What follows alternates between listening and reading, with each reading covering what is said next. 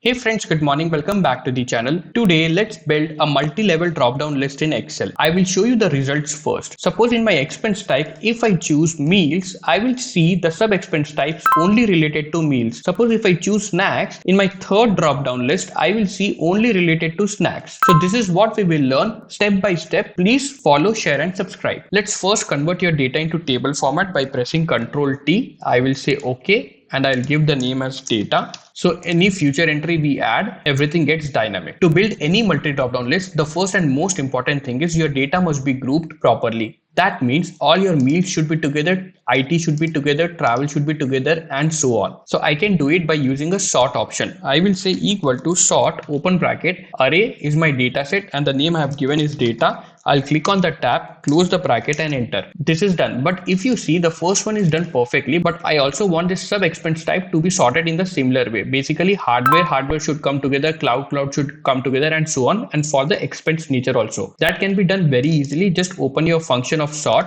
remove the last bracket, say comma. The next attribute is sort index. So you can open the curly brackets and give your numbering. So this is 1, this is 2 and this is 3. So 1, 2, 3, close the curly brackets, close the bracket for sort and say enter, and you will see this is also sorted perfectly the way you want it. Now, if you see, this whole thing is done on single spill range. So basically I've used only the one formula only on the first cell and rest all worked fine. But when we do a data validation, it creates a problem. But we can easily sort this out by just calling each column separately. So how we can do that? We can just use a choose column function, which is CHOOSE, choose columns, open bracket, and at the last say comma and just call the first column, close the bracket and enter. This became separate list. Okay, now I'll copy this, paste it here, and instead of 1, I will say 2. Again, I will copy this and paste here. Instead of 2, I will say 3. This is done perfectly. Now let's create your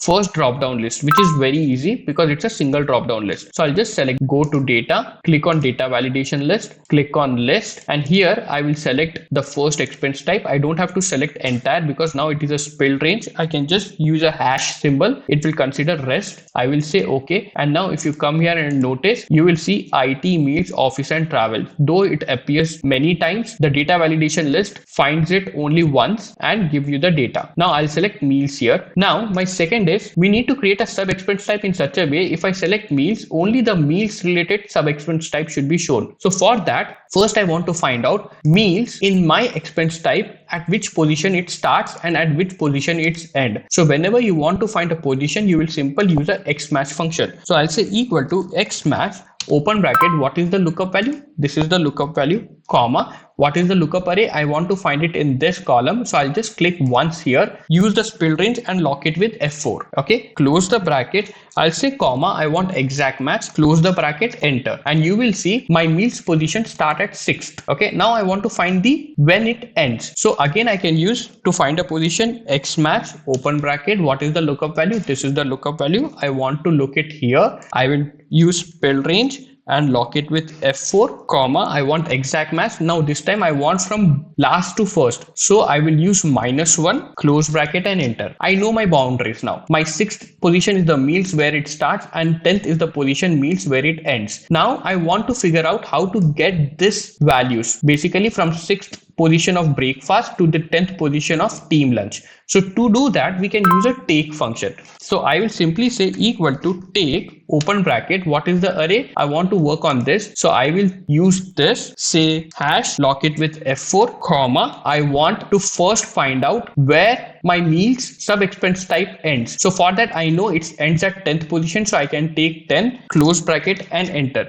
And you will see, we know that meals ends at team lunch and we got team lunch. But if you see, we got this cloud, hardware also for the IT. We can easily sort this out now by taking a drop function. I'll say drop open bracket. I'll come at the last comma. I want everything. My position starts from 6th, right? For the meal. So I want everything from 6th. So I will say -1. So above all gets disappeared, close bracket and enter. And you will see we are end up with breakfast to team lunch, which is from 6th to 10th position. Now when I come here, instead of meals, if I take IT, we will get only IT related sub expense type. Okay. Now let's choose meals again. I will come here. Now I want to just copy copy paste my formula. So I'll come this one, the one which I found the position, starting position. I will copy this. I will come here. Now you will see this is at J. So I'll just come here and find where is J, J13. I will paste it here. I will say enter. Similarly, for the 10th position, which is the end position, I will copy this and it starts at K. So I'll just come here and figure out where is K. K is here, paste it and